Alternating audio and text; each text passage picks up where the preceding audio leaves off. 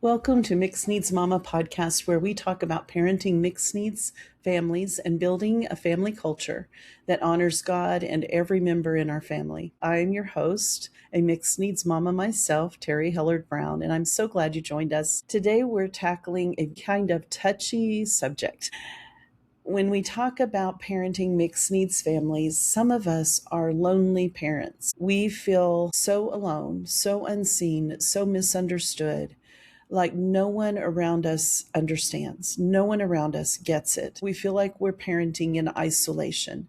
And sometimes tragically, that even is to the point that you feel a separation from your spouse because the spouse doesn't get it. And if you're in that boat, I'm so sorry. But we will do what we can to try to walk through this together and to help you find what you need for your support, for you to feel seen and heard and supported. First of all, you need to understand that this is not your fault. It is not your problem in the sense that you're causing it. Sometimes our communities are just not equipped for what we're dealing with. They don't understand. They are resistant to believe in the diagnoses that we're dealing with.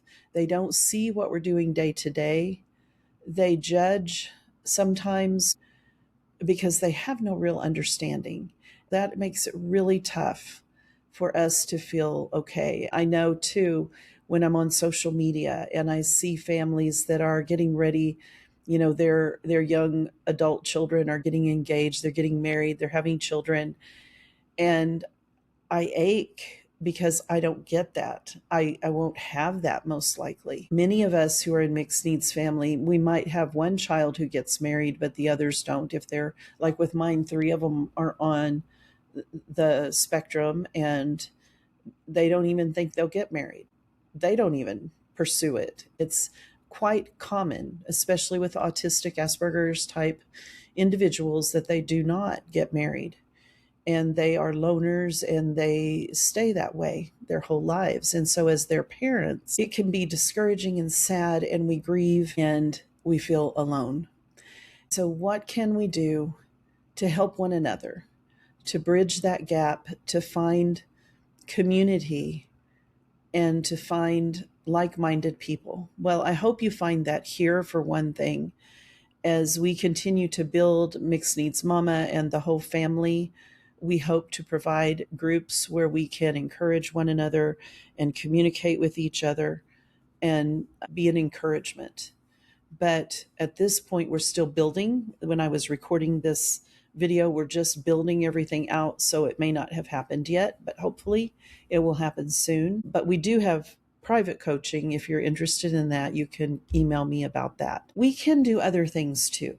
And so let's talk about a few things we can do to feel seen and really understood, to find solidarity, to find like-mindedness with people instead of just sympathy from people who tell us, oh, that sounds hard, or people who we don't even get the sympathy. Like I used to say, my mom would always say, you prayed for these children. Well, yes, I prayed to have children, but I was not ready or prepared for what happened and what I had to carry. I had to learn a lot. And that's what we do as parents. We learn as we go. We try to figure things out. And if we have a support system, it's much easier to handle.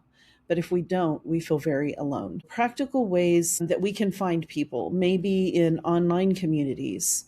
We can look for groups that you can read in the different groups and see how people respond to each other. There's one group I follow and I sometimes respond to, and it's a Christian group, but a lot of the questions don't sound Christian.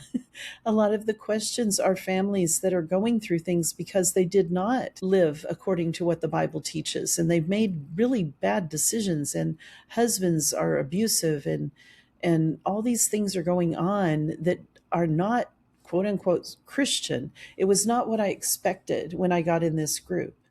But then I also look at how everyone responds, because within the group, we have a wide range of people.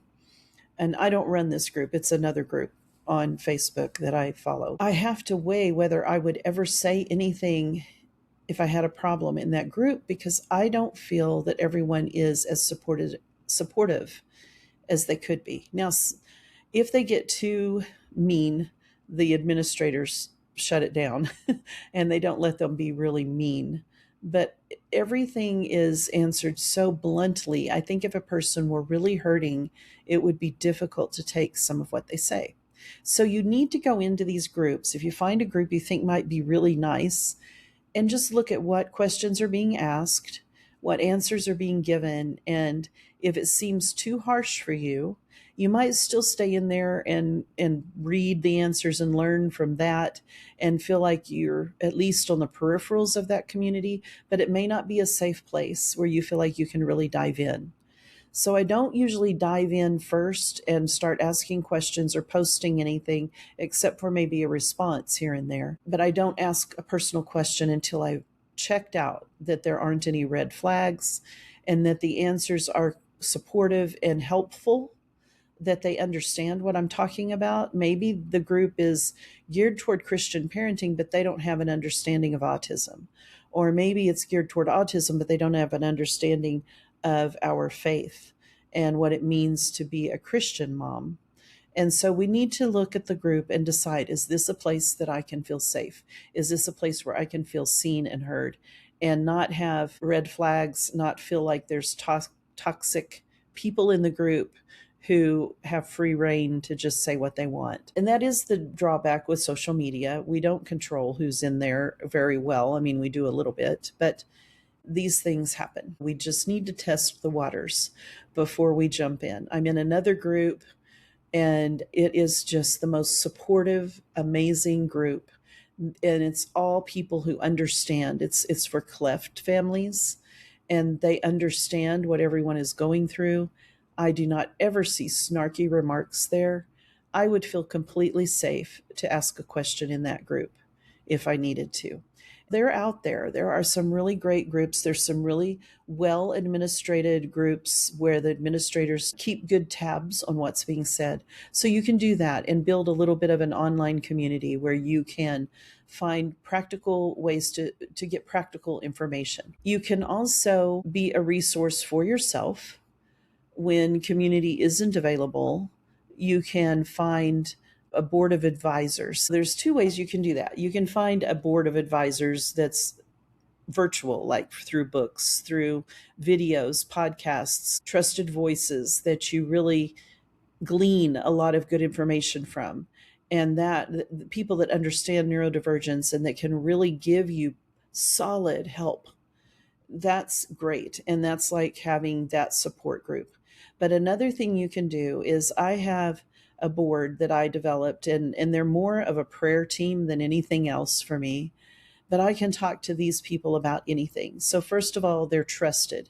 They're people in my life who I trust, who may not understand everything we're going through, but they have compassion anyway. They don't doubt my children's diagnoses. They don't argue with me about it. They accept that. They're the most encouraging, uplifting prayer warriors I know. And one of them is my husband. And then I have 4 of my close friends who have stuck with me for years through parenting, through mission work, through everything.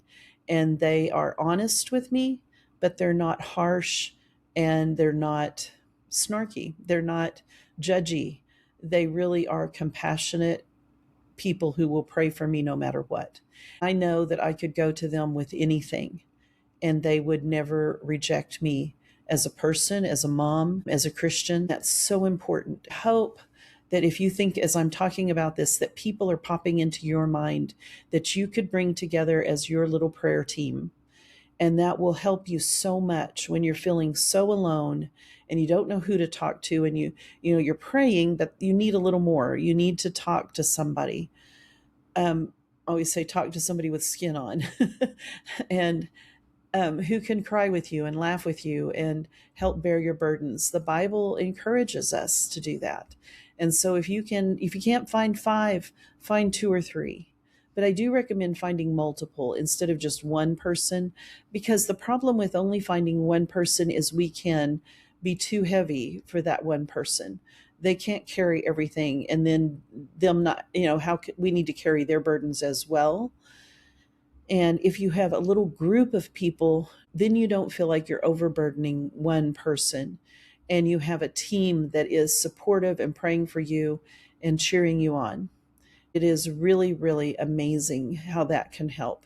Of course, as a lonely parent, if you can find a church that has a special needs ministry or understands special needs people, who loves your children and loves you and accepts you and supports you, then pray for that. Find that. That's going to help you to not feel so alone.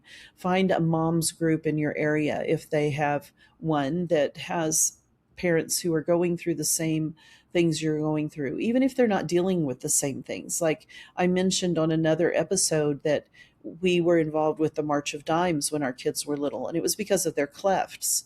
But there were vast a vast variety of disabilities and challenges that the different families were dealing with their children. Some had physical disabilities, some had Down syndrome, some had autism. So there was a lot of different diagnoses, but they were all special needs kids. And we had this parent group where we could talk together. And it was just super, super helpful to not feel alone, to feel understood. And so, as a lonely parent, if that's where you are right now, that's what you need. And keep watching here at Mixed Needs Mama and the whole family. We hope to have groups built really soon so that you can find a safe place to come together with other parents who are going through a lot of the same things you're going through, and who can encourage you and lift you up, and you can feel a part and not alone. If you have any questions or any suggestions, you can put those in the comments. We would love to hear from you. But just know we do understand that it can be hard and it can be lonely, but you're never alone. You don't need to be alone. First of all, we know God is with us always. And then we are here to walk this together, and reach out. We would love to talk with you. I know God has a plan for our families and for our children. It's not a mistake. And we just can't wait to see what is going to unfold as our children grow and as we grow closer to God. We can find those things we need so that we can have our needs met and meet the needs of every member of our family while honoring God at the same time. God bless you.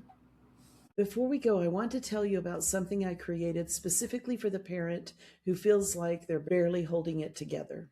Maybe you're tired of yelling at your kids. Maybe you keep shutting down emotionally because it feels safer than engaging. Or maybe you're just constantly bracing, waiting for the next meltdown, the next conflict, or the next thing to go wrong. I've been there, and I know that when you're in that space, the last thing you need is another long program or another book to read. That's why I created the 7 Days to Fewer Blowups at Home Challenge. This is a 7-day reset, just 7 minutes a day, focused on helping you, the parent, reclaim peace in your own heart and mind.